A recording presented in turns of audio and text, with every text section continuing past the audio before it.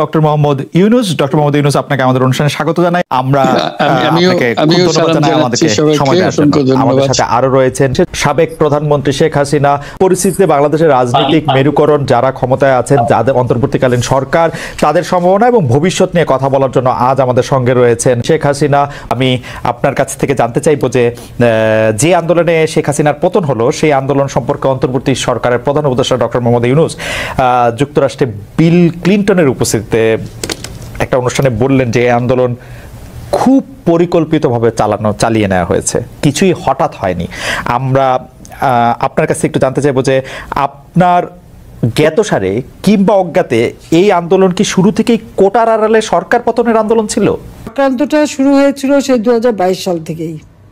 কিছুতে আমাকে ক্ষমতায় থাকতে দেবে না। আর বাংলাদেশ যখন উন্নত হয়ে গেছে, যারা এই সুদখোর ইউনূসের তো বহুদিনের লালায়িত স্বপ্ন, আর তার মদতদাতা আজকে এটা প্রমাণিত। সেই ইউএসএইডের টাকা আর আমেরিকার মদত, পাকিস্তানি আইএসআইয়ের মদত, জঙ্গি, সন্ত্রাসী, খুনি এরা এবং গ্রেনেড হামলাকারী, বিডিআরে আমাদের সেনা সদস্যদের হত্যাকারী, এরাই হচ্ছে তার শক্তির আধার। তাদেরকে নিয়েই তার পথ চলা, যা আজকে প্রমাণিত সত্য। এবং আমি আরেকটি খবর আপনাদের দিতে চাই।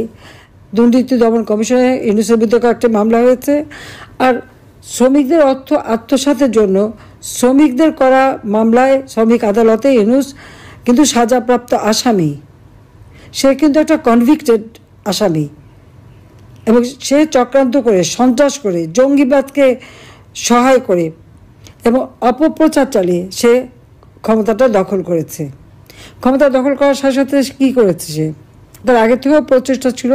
ইউনূস সেন্টার নামে একটা জায়গা, আপনারা জানেন, গ্রামীণ ব্যাংকের একটা সম্পত্তি 11,000 স্কোয়ার ফিট বিনা পয়সা নিয়ে সেখানে তার ইউনূস সেন্টার। এবং এটা হচ্ছে একেবারে যত রকমের চক্রান্তের জায়গা।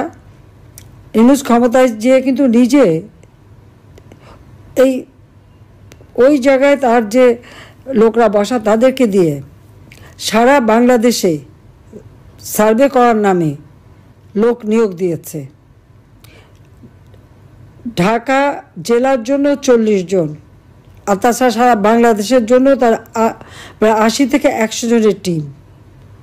বিভিন্ন জেলায় জেলায় তাদের দায়িত্ব, যেখানে সিটি কর্পোরেশন বা পৌরসভা আছে সেই জায়গার জন্য বেশি করে লোক নিয়োগ। এবং ইউনিয়ন পর্যায় পর্যন্ত সে লোক নিয়োগ দিয়েছে, যাদেরকে সে টাকা দেয়। তাদের হাতে মোবাইল ফোন, একদম স্মার্টফোন, তাদের হাতে কম্পিউটার, এবং সমগ্র বাংলাদেশের সমস্ত তথ্য দিয়ে তারা পাঠায়। এই যে তথ্যগুলি সে সংগ্রহ করে যাচ্ছে, সেটা হচ্ছে আওয়ামী লীগের নেতারা কে বেশি জনপ্রিয়, অতীতে কে জনপ্রিয় ছিল, বা এমপি ছিল, বা চেয়ারম্যান ছিল, বা কি ছিল, বা ভবিষ্যতে কে হবে, আর বর্তমানেও কে আছে। এই সমস্ত তথ্যগুলি সংগ্রহ করা, বিত্তশালী সম্প্রদায় কাকে সমর্থন দেয়, আওয়ামী লীগকে দেয় না কাকে দেয়, তাদের তথ্য সংগ্রহ করা। এবং আওয়ামী লীগ, বিএনপি, জাতীয় পার্টি, জামাত কার কোথায় কী অবস্থা, ভোটের কী অবস্থা, এই সমস্ত তথ্য সংগ্রহ করার জন্য তার কিন্তু এজেন্ট নিয়োগ করা আছে। এছাড়া সে যে বিশাল গুন্ডা বাহিনী পালে, 1000 মোটরসাইকেল তাদেরকে দেওয়া হয়েছে, এবং তাদের হাতে স্মার্টফোন, এবং কয়েকটা মাদ্রাসা, কিছু ইউনিভার্সিটি, 35টা কলেজ ইউনিভার্সিটির কিছু ছেলে মেয়েকে সে টাকা দিয়ে পেলে পুষে রাখে, এবং তাদেরকে দিয়েই যত অঘটনগুলি ঘটায়। এবং এটা যে তার একটা সেই সূক্ষ্ম পরিকল্পনার ফসল, সেটা সে নিজেই বলে ফেলেছে বিল ক্লিন্টনের অনুষ্ঠানে। খুব খুশি মনে হাত বা নাচিয়ে বলল যে এটা এখানে ছাত্র না, জনত না, এটা হচ্ছে তার ম্যাটিকুলাস ডিজাইন করা মাস্টার মাইন্ড দ্বারা এই এমন ঘটনা ঘটিয়েছে যে শেখ হাসিনাকে ক্ষমতা থেকে হটিয়ে সে অবৈধভাবে জোর করে ক্ষমতাটা দখল করে নিয়েছে, ডাকাতি করে ক্ষমতা নেওয়া। এবং ক্ষমতা নেওয়ার পরই আওয়ামী লীগের উপরে যত রকমের অত্যাচার, আর এই অত্যাচারে আরও উৎসাহিত হয়ে বিএনপি আর জামাত তো আছেই। কারণ জামাতের কথা হচ্ছে, আমরা যুদ্ধাপরাধীদের বিচার করেছি, যেখানে জিয়াউর রহমান যুদ্ধাপরাধীদের মন্ত্রী করেছিল, আর যারা সাজাপ্রাপ্ত আসামি তাদেরও ছেড়ে দিয়েছিল। গোলাম আজম পাকিস্তানি পাসপোর্ট নিয়ে পাকিস্তানি ছিল, তাকে আবার ফিরত এনেছিল। কাজে তাদের আমরা বিচার করেছি, কাজে সেই প্রতিশোধ দেবে। আর জাতির পিতা বঙ্গবন্ধু শেখ মুজিবুর রহমানের হত্যাকারীদেরকে জিয়াউর রহমান ইন্ডেমনিটি দিয়েছিল, দায় মুক্তি, তাদেরও বিচার করেছি। আজকে আপনারা দেখেন 7ই জুলাই 2024 সালে যে আন্দোলন, কই পুলিশ তো কিছু বলেনি আন্দোলনকারীদেরকে, আমরা তো কিছুই বলিনি, বরং তাদের সাথে আলোচনা করা, তাদের পাশে থাকা। মেয়েরা যখন পথে নেমেছে তাদের নিরাপত্তা, ওই মেয়েরা যখন স্লোগান দেয় শেখ হাসিনা পদত্যাগ চায়, আর আমি তখন তাদের নিরাপত্তা দেই যে তাদের জন্য কোনো রকম অসুবিধা না হয়। আজকে তাদের অবস্থাটা কি? এখন মেয়েরা ঘর থেকে বেরোতে পারে না। তারা এমনই আন্দোলন করলো আর এমনই স্বাধীন করে ফেললো দেশ যে এখন নিজেরাই ঘরবন্দি।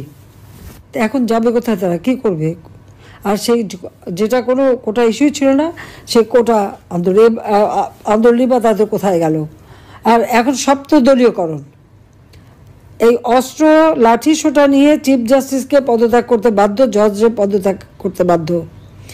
কোনোদিন এই অবস্থা কখনো বাংলাদেশকে ভাবতে পারেনি। শিক্ষকদের চাকরি থেকে বের করে দিচ্ছে, ইউনিভার্সিটি, কলেজ, স্কুল সব জায়গায় ছাত্রছাত্রীদের অপমান করাচ্ছে,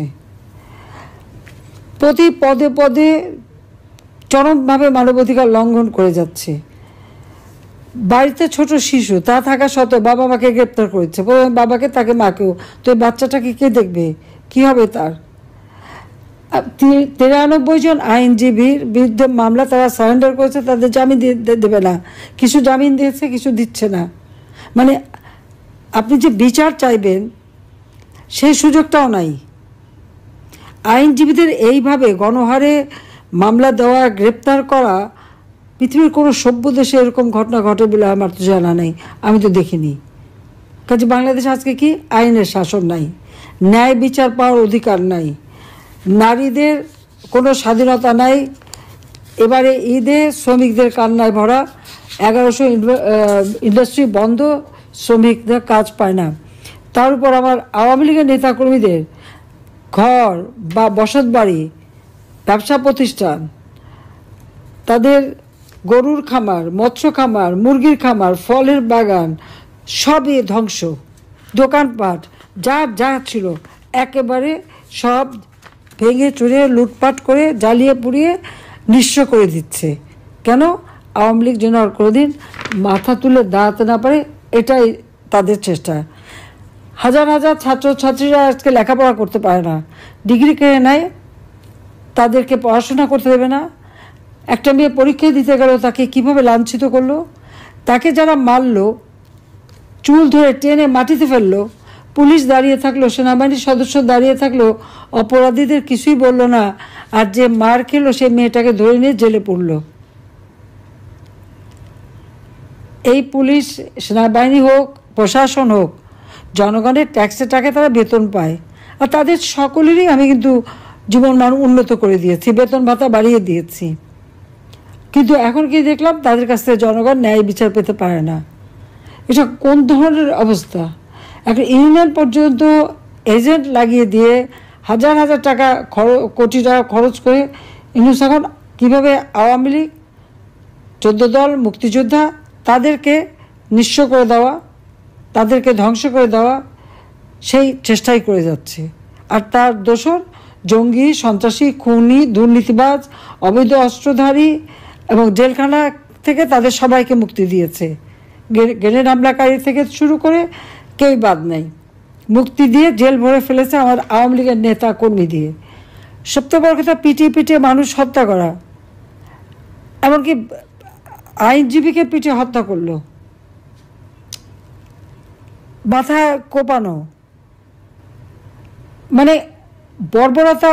পাকিস্তান আর্মি গুলি করে মানুষ মারত, আর এরা এমনই বর্বর যে পিটিয়ে হত্যা, এমনকি অন্তঃসত্ত্বা নারী পুলিশ কনস্টেবলকেও ছাড়েনি। আর আমাদের মেয়েদের উপরে ইফতার বন্টন করতে, তাকেও, তার উপরেও জুলুম, তাকেও মেরে পাতা ফাটিয়ে দিয়েছে এবং কয়েকটা সেলাই পড়েছে। তো এইভাবে অত্যাচার, নির্যাতন তারা চালিয়ে যাচ্ছে। আর মামলা দেওয়াতে তো আমার মনে হয়, আমি এই পর্যন্ত যত হিসাব, প্রায় 70,000 মামলা, আর এজাহারভুক্ত আর অজ্ঞাতনামা ধরলে প্রায় 4-5 লাখ হবে আসামি করে দিয়েছে। কারণ আমার বিরুদ্ধেই তো কতগুলি মামলা, 288টা মামলা, তারপর আর একটা দিয়েছে রাষ্ট্রদ্রোহী মামলা। আমি ইউনুসকে জিজ্ঞেস করি, রাষ্ট্রটা কার? আমার বাবা তার জীবনটা উৎসর্গ করেছে, আওয়ামী লীগের নেতাকর্মী তাদের জীবন উৎসর্গ করে এই দেশ স্বাধীন করেছে। আমি জনগণের নির্বাচিত প্রতিনিধি, জনগণ আমাকে ভোট দিয়েছে, পার্লামেন্টারি পার্টিতে আমি ভোট পেয়েছি, সমর্থন পেয়ে সরকার গঠন করেছি। সংবিধান মোতাবেক আমার প্রধানমন্ত্রিত্ব হচ্ছে বৈধ সাংবিধানিক। আর ইউনূস এই জঙ্গি সন্ত্রাসী তাদেরকে নিয়ে সূক্ষ্ম পরিকল্পনা করে সন্ত্রাস করে সে ক্ষমতা দখল করেছে। তার কোনো জনগণের ম্যান্ডেট নাই, সাংবিধানিক ভিত্তি নাই, আইনগত ভিত্তি নাই। আর সে দেয় আমার বিরুদ্ধে রাষ্ট্রদ্রোহী মামলা, যে রাষ্ট্রদ্রোহী কাজ করেছে। সংবিধানের 7 খ অনুযায়ী সেই হচ্ছে সবচেয়ে বড় অপরাধী, যে এইভাবে ক্ষমতা দখল করলে তার শাস্তি হবে, এবং ইনশাল্লাহ শাস্তি দেবো, এতে কোনো সন্দেহ নেই। আজকে সমস্ত অর্থনীতিকে ধ্বংস করে দিয়েছে, প্রবৃদ্ধি কমে গেছে, মাথাপিছু আয় কমে গেছে, মানুষের কোনো দিনমজুররাও আজকে কাজ পায় না।